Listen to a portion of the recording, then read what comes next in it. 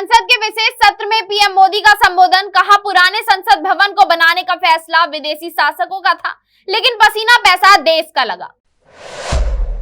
UNESCO world heritage list में शामिल हुआ शांति निकेतन, पीएम मोदी और एस जयशंकर ने जताई खुशी।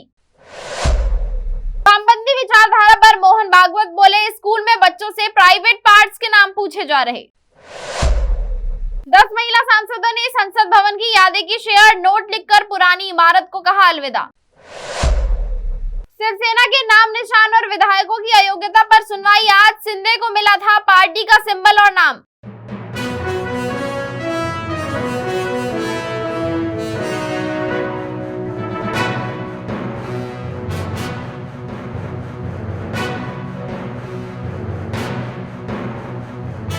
नमस्कार, न्यू इंडिया लाइव देख रहे हैं आप और मैं हूं आपके साथ रूबी सिंह चौहान। शुरुआत करेंगे इस वक्त की बड़ी खबर से।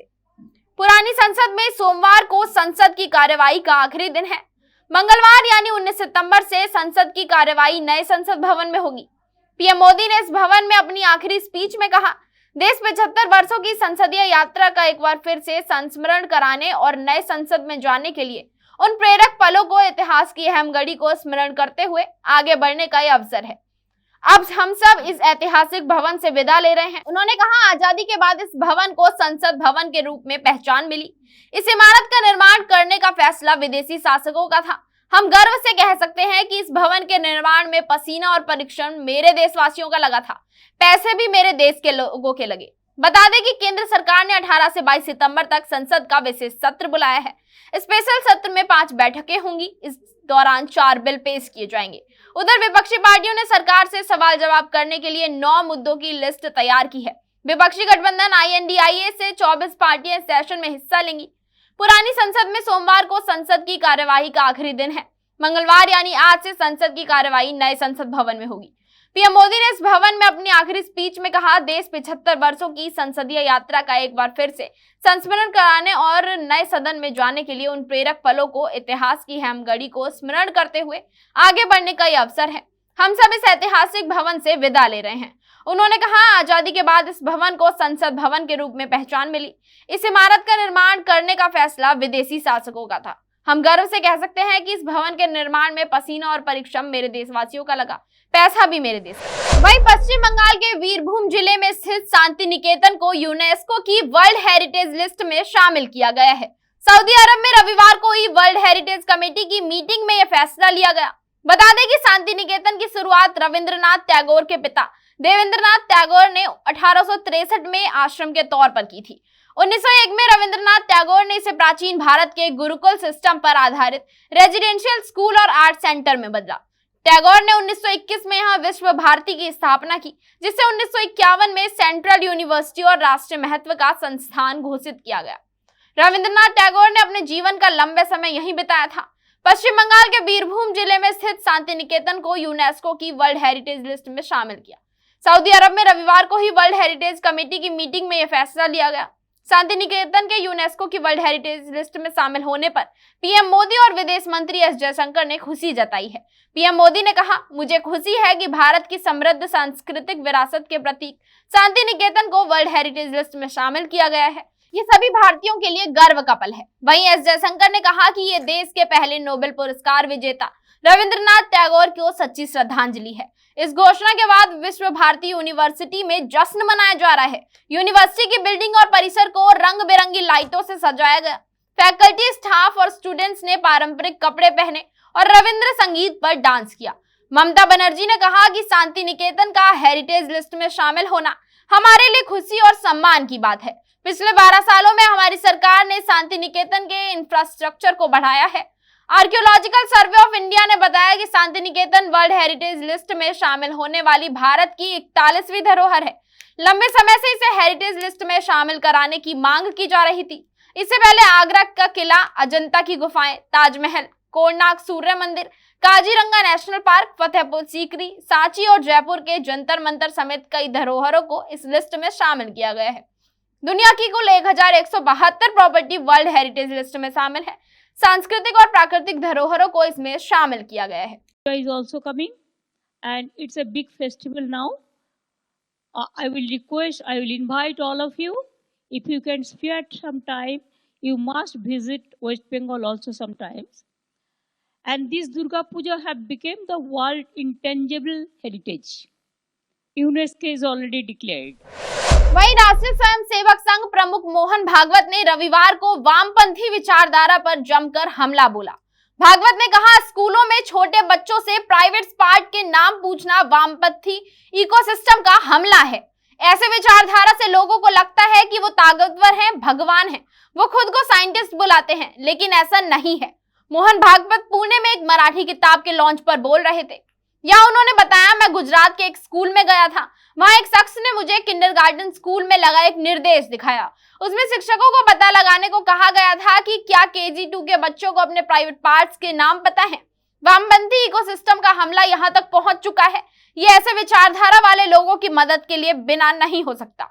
वामपंथी विचारधारा ने विश्व भर में विनाश ला दिया है। RSS प्रमुख ने कहा, वामपंथी लोगों ने दुनिया में सांस्कृतिक मार्क्सवाद शुरू किया। वो हमारी संस्कृति पर हमला कर रहे हैं। मार्क्सवाद के नाम पर वो गलत आदर्शों और सिद्धांतों का प्रचार कर रहे हैं जो समाज को नुकसान पहुंचा रही हैं। ये सिर्फ समाज ही नहीं, हमारे घर और हमारे परिवार को भी प्रभावित कर रहे हैं। सामाजिक सदस्य होने के नाते हम सबको इस संकट के प्रति सचेत होना पड़ेगा। दुनिया को इस संकट में मुक्त कराने की जिम्मेदारी भारत पर आने वाली है।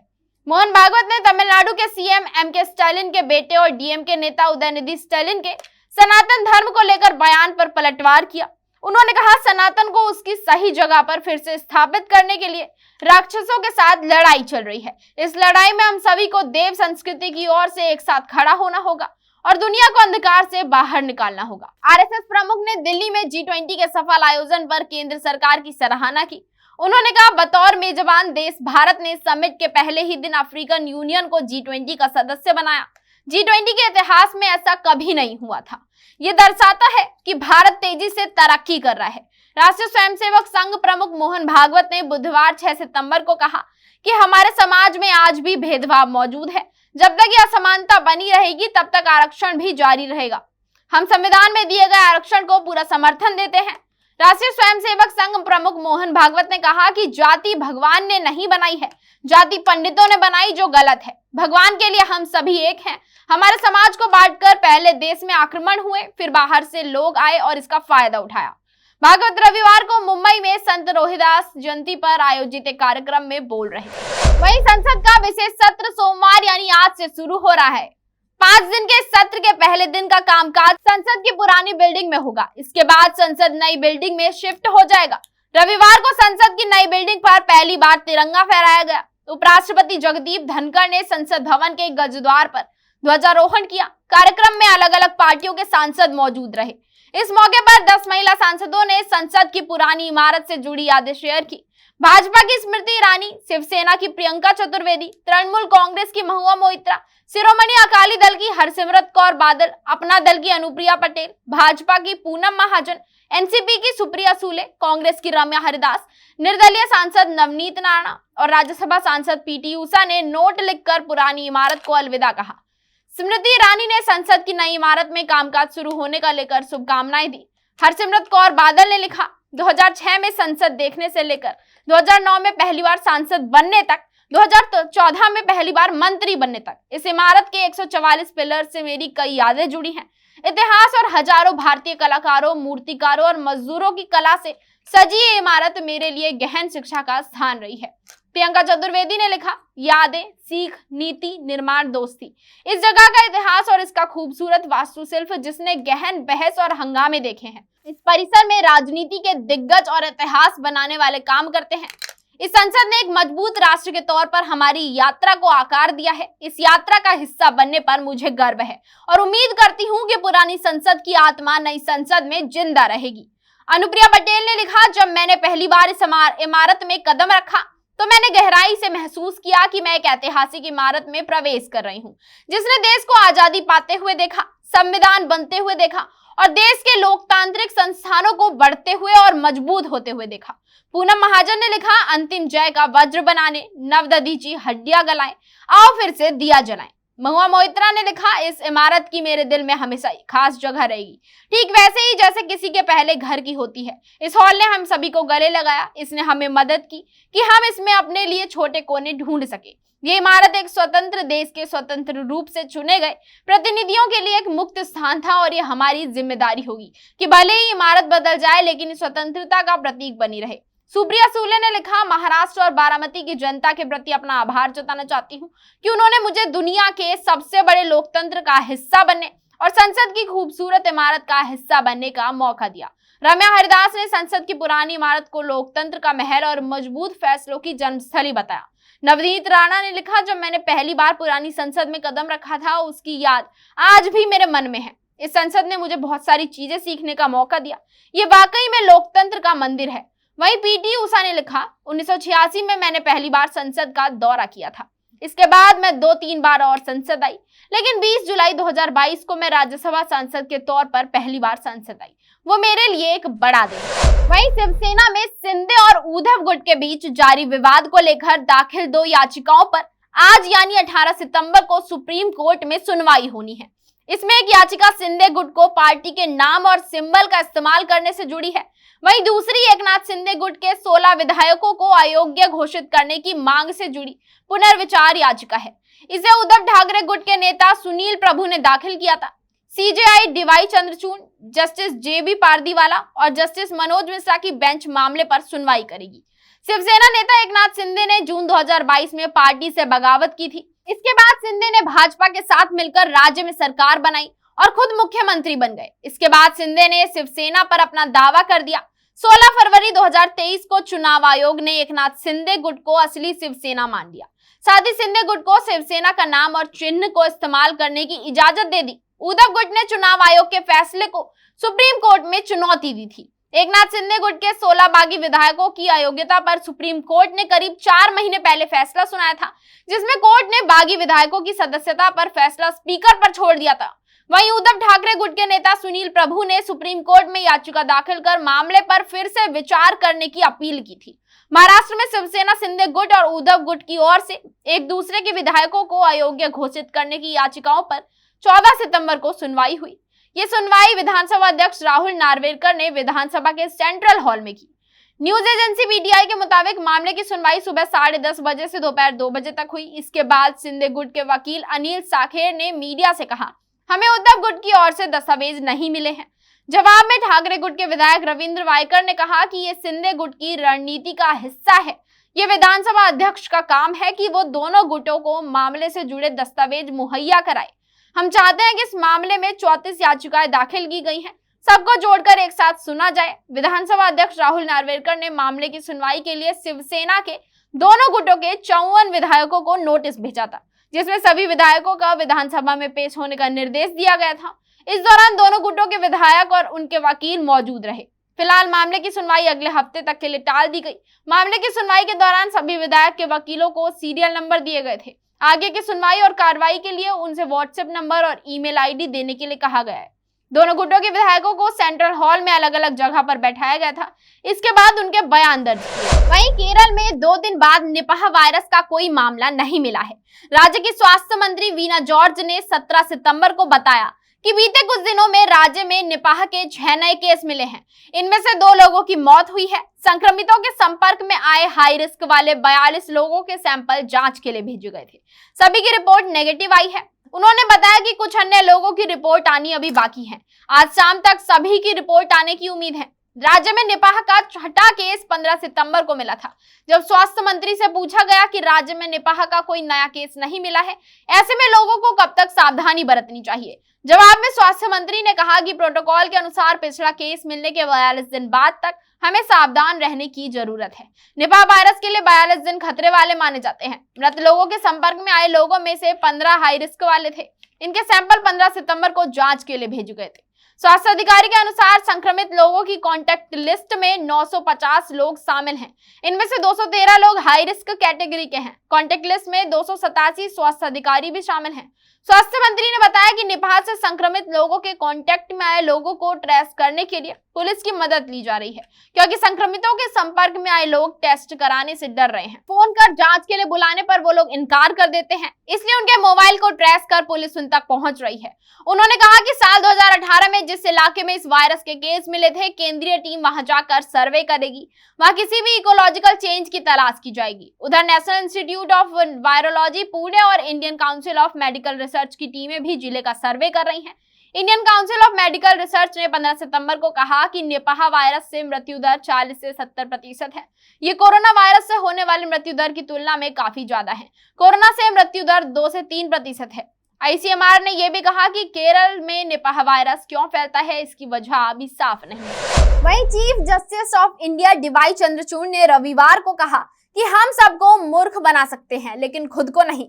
हमारा कानूनी पेशा फलेगा फूलेगा या खत्म हो जाएगा, ये इस बात पर निर्भर करता है कि हम अपनी ईमानदारी बरकरार रखते हैं या नहीं। ईमानदारी कानूनी पेशे का मुख्य स्तंभ है। ये एक आंधी से नहीं मिटती है, ये छोटी छोटी रियायतों और समझौतों से मिटती है जो एडवोकेट और जज कई बार अपने क्लाइंट को देते हैं। चंद्रचूड़ ने ये बातें नागपुर स्थित महात्मा गांधी मिशन विश्वविद्यालय में बॉम्बे हाईकोर्ट की औरंगाबाद बेंच और बॉम्बे हाईकोर्ट के एडवोकेट एसोसिएशन द्वारा आयोजित एक प्रोग्राम में कही। CJI ने कहा, हम सभी अपने विवेक के साथ सोते हैं। ये हर रात सवाल पूछता रहता है, हम या तो ईमानदारी के साथ जिंदा रहेंगे या खुद का आत्मविनाश कर लेंगे। CJI चंद्रचूड़ ने कहा कि वकीलों को तब सम्मान मिलता है जब वो न्यायाधीशों का सम्मान करते हैं और न्यायाधीशों को तब सम्मान मिलता है जब वो वकीलों का सम्मान करते हैं। ये तब होता है जब दोनों को लगता है कि दोनों न्याय के एक ही पहिए के हिस्से हैं। न्यायपालिका में महिलाओं के बारे में बात करते हुए उन्होंने कहा कि लिंग अकेले महिला का मुद्दा नहीं है और ये समान पुरुष में पुरुष का भी मुद्दा है। मेरा मानना है कि भारतीय कानूनी पेशे के सामने एक जरूरी चुनौती समान अवसर वाला पेशा बनना है। ऐसा इसलिए है क्योंकि आज की कानूनी पेशे की संरचना इसे 30 या 40 साल बाद परिभाषित करेगी। सुप्रीम कोर्ट के चीफ जस्टिस DY चंद्रचूड़ ने लॉ स्टूडेंट्स को सलाह दी कि जब आपके पास मौका हो तो दूसरों को ऊपर उठाएं, चाहे आप किसी भी तरह के वकील बने। इस पेशे को और ज्यादा लचीला बनाने में मदद करें। वहीं राहुल गांधी ने हैदराबाद के रंगारेड्डी में 17 सितंबर को जनसभा को संबोधित करते हुए कहा, 100 दिन अंदर BRS की सरकार यहां से हट जाएगी। इसे कोई नहीं रोक सकता, चाहे बीजेपी, चाहे ओवैसी की पार्टी या चाहे इसे बदल नहीं सकती। राहुल ने तेलंगाना की जनता को 6 गारंटियां दी। उन्होंने कहा कि राज्य में हमारी सरकार बनने पर महालक्ष्मी योजना के तहत हर महिला को 2500 रुपए हर महीने दिए जाएंगे। गैस सिलेंडर 500 रुपए में मिलेगा। साथ ही महिलाओं के लिए सरकारी बसों में मुफ्त सफर की व्यवस्था की जाएगी।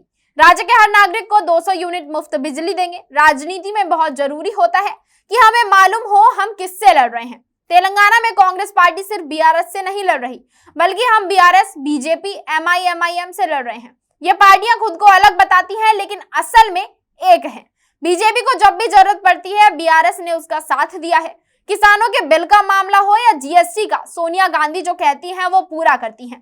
2004 में सोनिया गांधी ने कहा था कि तेलंगाना के बारे में हम सोचेंगे और उन्होंने जो कहा वो करके दिखाया। आपका जो सपना था तेलंगाना राज्य का सपना, वो सोनिया जी ने पूरा किया। BRS को हम BJP रिश्तेदार समिति कहते हैं। पूरा का पूरा फायदा CM के परिवार को मिलता है। हमने तेलंगाना को स्टेटहुड KCR के परिवार के फायदे के लिए नहीं दिया था, बल्कि गरीबों के लिए, मजदूरों के लिए दिया था। सोनिया गांधी ने भी संबोधन के दौरान राज्य की जनता को सरकार बनने पर यही गारंटियां पूरी करने का वादा किया। इसके अलावा राजस्थान के मुख्यमंत्री अशोक गहलोत, कांग्रेस अध्यक्ष मल्लिकार्जुन खड़गे ने भी जनसभा को संबोधित किया। अशोक गहलोत ने कहा कि कांग्रेसी सरकार ने ही तेलंगाना को अलग राज्य का दर्जा दिलाया है। वहीं मल्लिकार्जुन खड़गे ने PM मोदी पर जमकर हमला किया। उन्होंने कहा कि PM मोदी और राज्य के मुख्यमंत्री वोट लेने के लिए झूठ बोलते हैं। PM मोदी ने चुनाव से पहले सबसे खाते में 15 लाख रुपए देने का वादा किया था। क्या आपके खाते में रुपए आए? इससे पहले कांग्रेस वर्किंग कमेटी की मीटिंग हुई। इस दौरान 14 सूत्रीय प्रस्ताव पास किए गए। इसमें भरोसा जताया गया है कि पार्टी साल के अंत में 5 राज्यों में होने वाले विधानसभा चुनावों में बहुमत हासिल कर लेगी। साल के अंत में राजस्थान, मध्य प्रदेश, छत्तीसगढ़, मिजोरम और तेलंगाना में चुनाव होने हैं। न्यूज एजेंसी NI ने सूत्रों के हवाले से बताया कि मीटिंग में चुनावी राज्यों के अध्यक्षों ने भी प्रेजेंटेशन दिया। इसमें चुनावी रणनीति, प्रचार और तैयारियों के बारे में बताया गया। प्रस्ताव में कहा गया है कि देश की जनता बदलाव चाहती है और कांग्रेस आने वाले चुनावों के लिए पूरी तरह तैयार है। पार्टी कानून व्यवस्था, स्वतंत्रता, सामाजिक, आर्थिक और समानता को लेकर जनता की उम्मीदों को पूरा करेगी। हमने पहले आपको तेलंगाना की स्टेटहुड की गारंटी दी थी। हमने తెలంగాణ రాష్ట్రం ఇస్తామని గ్యారంటీ ఇచ్చినాము. और जो हमने कहा, जो सोनिया जी ने कहा था, वो कांग्रेस पार्टी ने आपके साथ मिलकर पूरा किया. తెలంగాణ రాష్ట్రం గ్యారంటీ ఇచ్చి తెలంగాణ రాష్ట్రం ఏర్పాటు చేసింది కాంగ్రెస్ పార్టీ. 100 दिन के अंदर बीआरएस की सरकार यहां से हट जाएगी. అతి కొద్ది సమయంలో बीआरएस ఇక్కడి నుంచి తరిమి కొట్టబడుతుంది. इसको कोई नहीं रोक सकता. ఎవరు ఆపలేరు. चाहे बीजेपी चाहे, चाहे एमआईएम चाहे, चाहे बीआरएस चाहे, ये सरकार बदलेगी बदलेगी. स्वरा भास्कर जल्द ही मां बनने वाली हैं. एक्ट्रेस ने इन दिनों अपना प्रेगनेंसी फेज एंजॉय कर रही हैं. वहीं सोमवार को स्वरा ने सोशल मीडिया पर अपने बेबी शावर की तस्वीरें और वीडियो शेयर किए हैं. पोस्ट में एक्ट्रेस ने बताया कि सरप्राइज बेबी शावर पार्टी उनके पति फहाद अहमद और खास दोस्तों की तरफ से ऑर्गेनाइज की गई थी. उन्हें इस बारे में बिल्कुल भी जानकारी नहीं थी. स्वरा ने अपने इंस्टाग्राम पोस्ट में लिखा, मुझे सरप्राइज बेहद पसंद है. पिछले हफ्ते मेरे सबसे पुराने दोस्तों में से एक समर नारायण और लक्षिता ने मेरे पति फहाद के साथ मिलकर मेरे लिए सरप्राइज गोद भराई पार्टी ऑर्गेनाइज की. मुझे इस प्लान की भनक भी नहीं थी. मुझे बिल्कुल आइडिया नहीं था कि मेरे लिए कोई सरप्राइज है, बल्कि मैं तो पजामा पहनकर आई थी. स्वरा ने आगे लिखा, मैं तब तक इस प्लान से पूरी तरह अनजान थी जब तक मैंने कौशिक मोइत्रा और प्रियंका बसु को बाहर आते हुए नहीं देखा. हालांकि तब भी मुझे सरप्राइज का आइडिया नहीं था. स्वरा ने सरप्राइज पार्टी ऑर्गेनाइज करने वाले सभी दोस्तों और करीबियों को शुक्रिया करते हुए लिखा, समर और लक्षिता को इतना प्यारा सरप्राइज प्लान करने और इसे सीक्रेट रखने के लिए फहाद का बहुत बहुत धन्यवाद. पोस्ट में स्वरा ने पार्टी में पहुंचे सभी गेस्ट और करीबियों को मेंशन करते हुए शुक्रिया कहा. स्वरा ने आखिरी में लिखा, दिल भरा हुआ है. ये बच्चा बहुत लकी है कि वो इतने प्यारे मामा मौसी और नाना नानी से घिरा हुआ है. आप सभी का बहुत बहुत शुक्रिया. स्वरा ने इस पोस्ट को सोशल मीडिया पर खूब पसंद किया जा रहा है. कमेंट सेक्शन में कपल को बधाइयां दे रहे हैं. वहीं हाल ही में प्रधानमंत्री नरेंद्र मोदी ने आर माधवन का एक वीडियो अपने सोशल मीडिया अकाउंट पर शेयर किया. दरअसल आर माधवन ने बेंगलुरु एयरपोर्ट के टर्मिनल 2 के इंफ्रास्ट्रक्चर की तारीफ करते हुए सोशल मीडिया पर एक वीडियो शेयर किया था. एक्टर ने वीडियो शेयर कर एयरपोर्ट टर्मिनल पर हुए डेवलपमेंट की तारीफ की थी. प्रधानमंत्री ने वीडियो शेयर करते हुए लिखा, ये देश के डेवलपमेंट के लिए बन रहा न्यू जनरेशन इंफ्रास्ट्रक्चर की मिसाल है. इस वीडियो में आर माधवन कह रहे हैं, भारत में इंफ्रास्ट्रक्चर डेवलपमेंट काफी तेजी से हो रहा है. मैं न्यू कैपेकोंडा इंटरनेशनल एयरपोर्ट पर हूं और मैं ये कह सकता हूं कि ये जगह काफी एक्सोटिक लग रही है. किसी को भी पहली नजर में इस बात पर यकीन नहीं होगा कि ये वाकई में सिर्फ एयरपोर्ट ही है. सीलिंग से ये जो पौधे लटकते हुए दिख रहे हैं, ये सब असली हैं. इनमें हर दिन सीलिंग से ही पानी किया जाता है. यहाँ काफी कंस्ट्रक्शन बॉन्ड्स की मदद से किया गया है. एयरपोर्ट की थीम सस्टेनेबिलिटी का संदेश देता है. 12 सितंबर से बेंगलुरु में सभी international flight operation Bengaluru airport के टर्मिनल 2 से ऑपरेट की जा रही हैं. पिछले साल नवंबर में प्रधानमंत्री नरेंद्र मोदी बेंगलुरु एयरपोर्ट पर नए टर्मिनल बनाए जाने की अनाउंसमेंट की थी. टर्मिनल के कंस्ट्रक्शन में पहले फेज के करीब 13,000 करोड़ रुपए का खर्च आ सकता है. ये टर्मिनल 2.5 लाख वर्ग फीट के एरिया में बना है. सेकेंड फेज में 4.41 लाख वर्ग फीट एरिया में आगे कंस्ट्रक्शन किया गया है. इसी के साथ इस बुलेटिन में इतना ही. जुड़े रहें हमारे साथ और देखते रहें न्यू इंडिया लाइव.